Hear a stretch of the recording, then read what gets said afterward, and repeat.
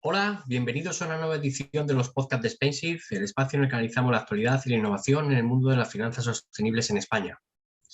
Nos acompaña Bernabé Alonso Fariñas, profesor de la Universidad de Sevilla del Departamento de Ingeniería Química y Ambiental y miembro de la Plataforma de Finanzas Sostenibles de la Comisión Europea, con quien vamos a conversar sobre los criterios de DNSH o Do Not Significant Harm y de la taxonomía verde. Bienvenido, Bernabé, a estos podcasts de Spainship.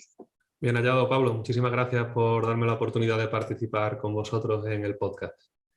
Pues Bernabé, para los que todavía no lo conozcan, ¿qué son los criterios de Not Significant Harm de la taxonomía verde de la Unión Europea?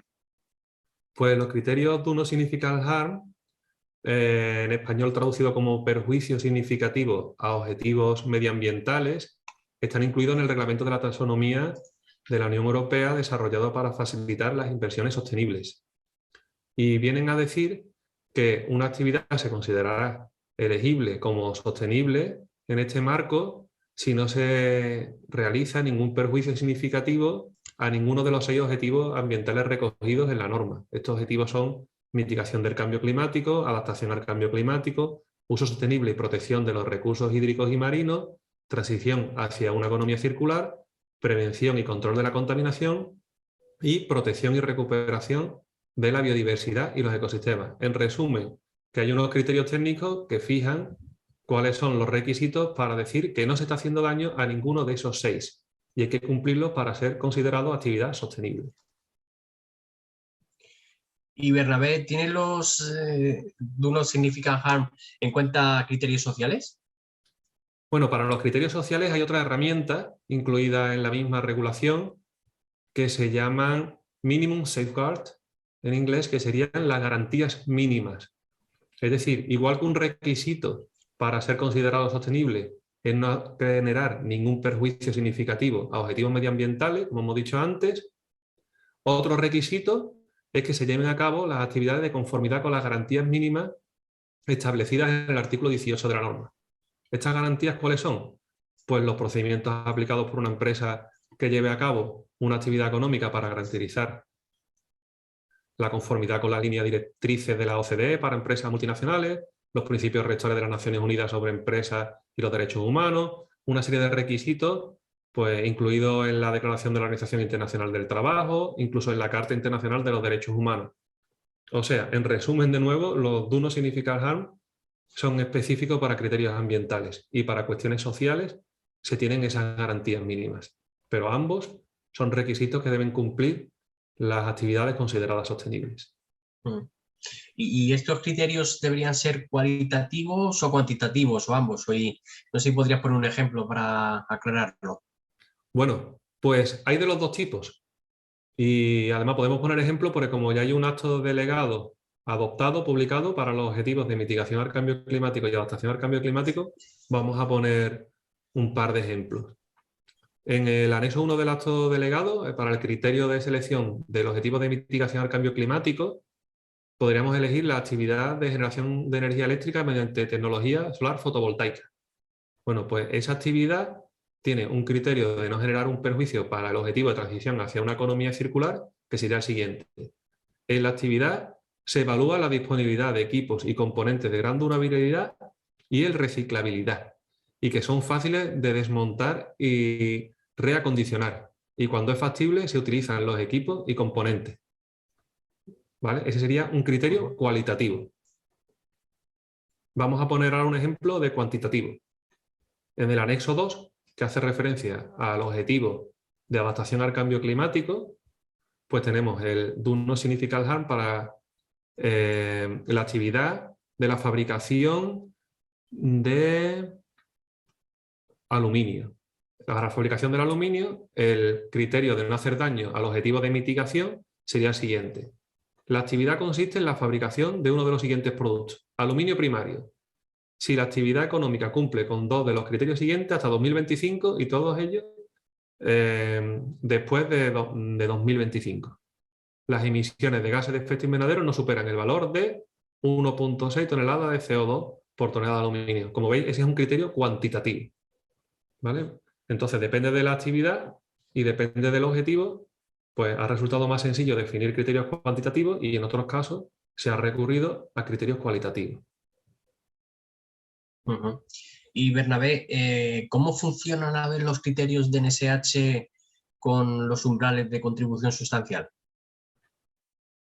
Pues mira, Pablo, además, porque con esto cerramos un poco el círculo, por así decirlo. Para que una actividad sea considerada como sostenible, ya hemos dicho que tiene que no hacer daño a ninguno de los objetivos ambientales, tiene que cumplir con una salvaguarda social, unas mínimas garantías, pero tiene que contribuir como mínimo a conseguir algunos de los objetivos. Entonces, claro, eso se consigue con los criterios de umbrales de contribución que me mencionaba. ¿En la práctica qué ocurre? Bueno, pues en la práctica que cada vez que se tiene un criterio de contribución para un determinado objetivo, viene acompañado en los anexos de 5 criterios de no hacer daño al resto de objetivos. Así como no lo vamos a encontrar en los anexos, y nos vamos al anexo 1 del primer acto delegado sobre objetivos relacionados con el cambio climático, vamos a encontrar el umbral de contribución al objetivo de mitigación al cambio climático para cada actividad, y debajo nos vamos a encontrar 5 do no significant harm para el resto de objetivos. Voy a poneros un ejemplo para que veáis la diferencia entre un umbral de contribución y un do no significant harm usando el mismo objetivo para, diferentes objetivos para una misma actividad. Por ejemplo, en el criterio para la contribución sustancial de la generación de electricidad a partir de energía hidroeléctrica, pues para la mitigación del cambio climático se considera que contribuye cuando las emisiones de generación en su ciclo de vida son inferiores a 100 gramos de CO2 equivalente por kilovatio hora producido. Si ahora me voy al anexo 2, donde está el criterio para esa misma actividad de cómo contribuir a la adaptación, debajo me voy a encontrar un do no significant harm para mitigación al cambio climático.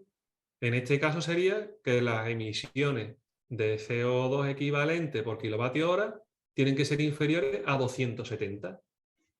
Como veis, el requisito para contribuir es mucho más exigente. A eso es lo que le denominamos nivel de ambición.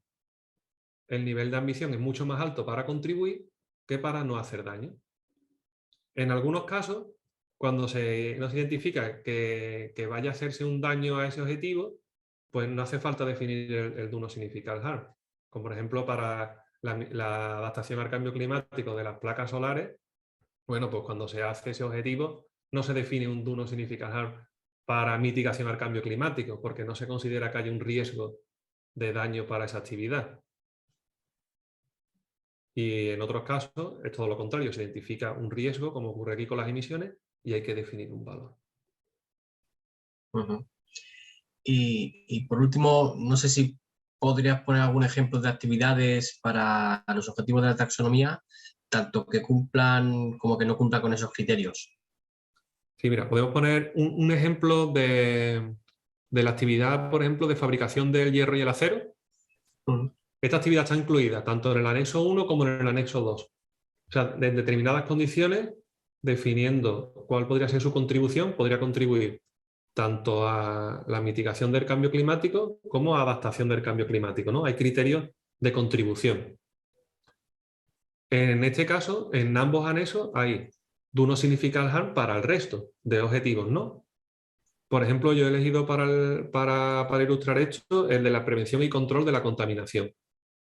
Prevención y control de la contaminación tiene el mismo do no significant harm para ser coherente tanto como para adaptación como para mitigación. Si se considera que contribuye a uno, no puede dañar al de polución. ¿Cómo se mide eso? Bueno, pues en este caso lo que se dice es que las emisiones, resumiendo un poco todos los puntos, tienen que estar en el rango exigido por las mejores técnicas disponibles. ¿Vale? Las conclusiones de los documentos BREF. Ahí se indican unos rangos de emisiones. ¿Quién va a cumplir eso? Pues claro, las empresas que estén ubicadas en Europa y que tengan que estar acogidas a los límites indicados en la BREF para la autorización pertinente de cara a su actividad, van a cumplirlo. ¿Quién es posible que no lo cumpla? Pues plantas que estén ubicadas fuera de la Unión Europea. ¿Con esto qué se consigue? Bueno, pues se consigue que ese mínimo daño que se haga al medio ambiente, que se ha considerado como el no hacer un daño significativo, pues se homogeneice. Y una empresa que quiera desarrollar su actividad económica en Europa o acogerse a la ventaja de esta finanza sostenible, aunque tenga localizada su instalación fuera, para cumplir tiene que estar en los mismos rangos de emisiones en la planta que se le exigen a las instalaciones ubicadas dentro de la Unión Europea. Pues Bernabé, vamos terminando. No sé si quieres añadir algo más a modo de conclusión. Bueno, como conclusión, me gustaría decir que este principio de do no significant harm, que ya estaba incluido en legislaciones anteriores, al ponerlo en práctica, cambia un poco el paradigma de la sostenibilidad, que era a lo mejor enfocarse en un objetivo, y si se hacía algo mejor, determinada cuestión, como por ejemplo la que era el cambio climático, pues ya nos consideramos como que la hacíamos más sostenible. Y claro, con este principio se da una visión holística de hacer una cosa mejor, pero sin dañar a las demás. Entonces yo creo que eso va a mejorar muchísimo la performance, ¿no? Por así decirlo, de las empresas que quieran acogerse a la sostenibilidad. Y luego otra cuestión por añadir es que todo esto se aplica al ciclo de vida de la actividad. Y eso también es un cambio de paradigma al que se están adaptando ahora las empresas. Estas emisiones, por ejemplo, cuando hemos hablado antes de gramos de CO2, no son las emisiones en el punto de generación de electricidad, que para el ejemplo que hemos puesto serían prácticamente cero. Son del ciclo de vida completo de la actividad. Y eso es otro cambio, porque hacen que una actividad económica tenga en cuenta no solo su área de intervención, sino su área de influencia en la cadena completa de valor. Yo creo que esos son dos puntos a favor de la taxonomía que van a mejorar la calidad del medio ambiente y de la vida de las personas. Pues muchísimas gracias, Bernabé Alonso Fariñas, profesor de la Universidad de Sevilla del Departamento de Ingeniería Química y Ambiental y miembro de la Plataforma de Finanzas Sostenibles de la Comisión Europea, por haber puesto luz sobre DNSH o Do Not Significant Harm y su puesta en práctica en la taxonomía verde. Hasta la próxima. Muchas gracias, Pablo. Hasta la próxima.